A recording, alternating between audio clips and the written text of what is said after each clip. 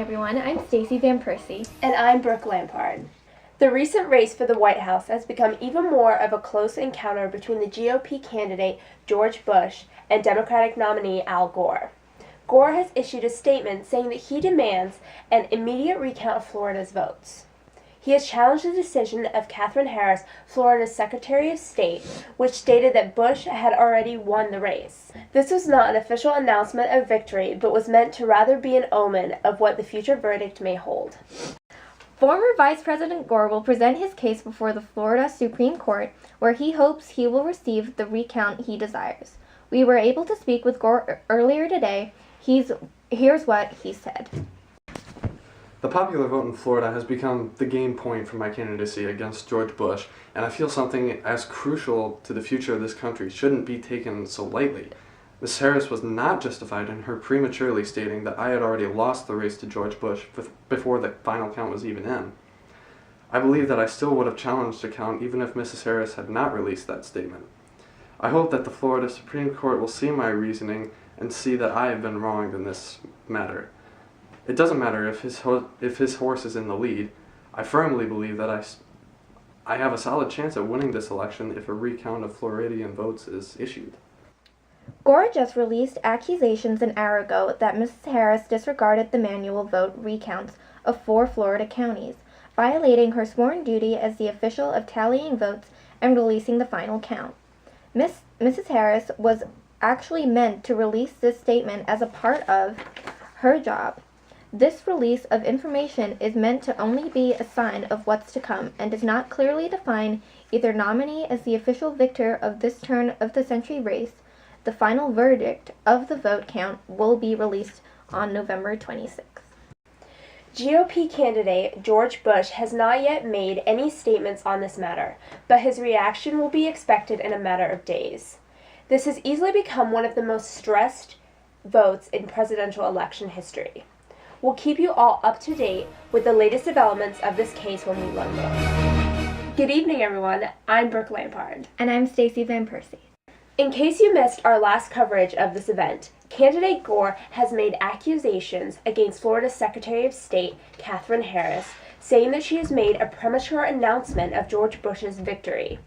He has furthered these claims by saying that Mrs. Harris refused to accept the manual recounts of 4 separate Florida counties. We have only recently learned of George Bush's response to these charges, and we managed to sit down with him to discuss his feelings about how this whole case will turn out. Well, what Mr. Gore doesn't realize is that this preliminary statement is not meant to declare a victor. It's all just a part of Mrs. Harris's job. She knew what she was signing up for.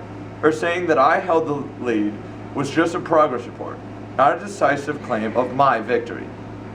She was only doing her job, and that's not right of him to make these sorts of claims. Also, there's going to be errors in the count. But going as far as saying that Mrs. Harris completely disregarded the votes of 4 counties is an extreme dramatic statement. Mr. Bush has also released that he believes that the inconsistency in voting methods is unconstitutional and should be forbidden.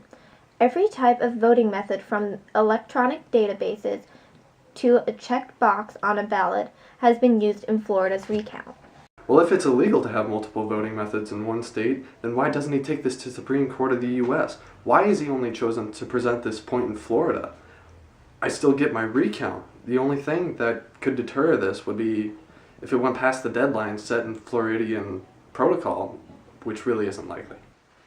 The Florida Supreme Court has ruled in favor of Mr. Gore's charge, saying that Mrs. Harris is not allowed to definitively declare Mr. Bush as the victor, but she is allowed to hint at it. Mr. Bush has moved to appeal the Florida Supreme Court's decision, and his appeal will be heard in the U.S. Supreme Court on December 12th.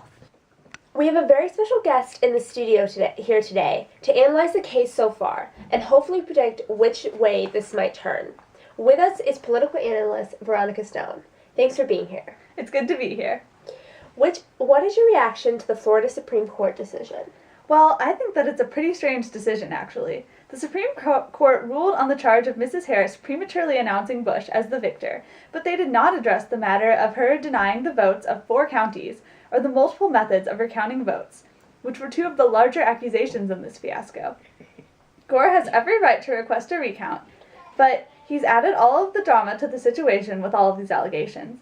I think that the Supreme Court has made a wise decision on the charge that they have debated. So, how do you think Bush will present his appeal to the U.S. Supreme Court? Well, I think that he will, once again, state that she had the grounds to hint at the victor. He will use the multiple methods of recounting votes as his main argument, because it's his strongest argument. Gore made a good point in saying that the standardization in one state would mean standardization in all other 49 states, but I don't think that will apply right now, since the scope of this case is more concerned with Florida's recount. So what do you think of Gore's chances of winning? Well, he's right up there with Bush. This is a very tight race. I think that the public has lost a little faith in him now that he's floundering like a fish on a dock to get those couple of electoral votes. I believe in Florida's tallying methods just as I believe in the tallying methods of any other state. If I didn't, then I would be in Mr. Bush's shoes right now. It's hard to clearly define who the winner will be, but I think that Bush will win in the long run, since he has remained calm throughout this whole procedure, unlike many others would have done. I've never seen a race this intense before, so it really will be a unique experience for all of the voters and participants. Well, it's been wonderful having you here. It's been my pleasure. And, okay. We'll take a short commercial break and then we'll be back with Andy at the sports desk for highlights from last night's Packers win against the Vikings.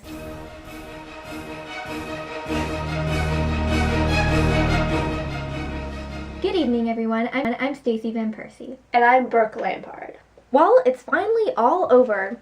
The high tensions between GOP candidate George Bush and Democrat Al Gore have come to an end in the Supreme Court today. The court has ruled in favor of Bush, declaring him the next president of the United States. It was found that the Equal Protection Clause of the 14th United States constitutional amendment was violated in the calling of a recount. The use of different methods of recounting ballots has violated this clause, causing the halted recount to be dismissed. The recount was stopped 3 days ago because of deadline set by Florida legislature. Once again, we have Veronica Stone here to analyze the situation for us. Welcome back. Thank you. How has the Equal Protection Clause of the 14th Amendment been violated?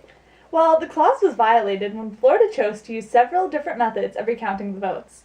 The court found that there was not enough time for a full recount of the 50 states' votes, and therefore, there was no time to implement a national standard. There was also some discrepancy among the justices, since only 2 of the 7 agreed that this was a violation of the Equal Protection Clause. They didn't want this to have any type of precedent effect. And how will this impact future elections? Well, many of my colleagues have agreed that the court has implied that they don't want this to be a landmark case like Plessy v. Ferguson, so it's pretty hazy what the court wants from this. There may be a new standard of tallying and recounting votes in 2004, but there is yet to be any follow-up suggestions, so I guess we'll wait and see. Well, there you have it, ladies and gentlemen. George Bush is the new president because of Florida's recounts violation of the Equal Protection Clause of the 14th Amendment. Well, that's it from all of us here at CNN. Thank you and good night.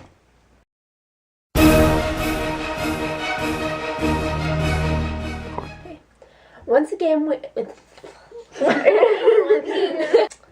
well, there you have it, ladies and gentlemen. George, can you not laugh at me, please? That was good, and you ruined it. Well, there you have it, ladies and gentlemen. George Bush is the new president. I can't even say Bush at all because I'm stupid. Well, there you have it, ladies and gentlemen. George Bush. I can't say Bush. Bush. Bush. Bush. Bush. Bush. Bush. Okay, I can. Alright. You okay? You're like about to puke. There's no one here. It's fine. That was just my throat making a weird... We're gonna be here a while. Sorry.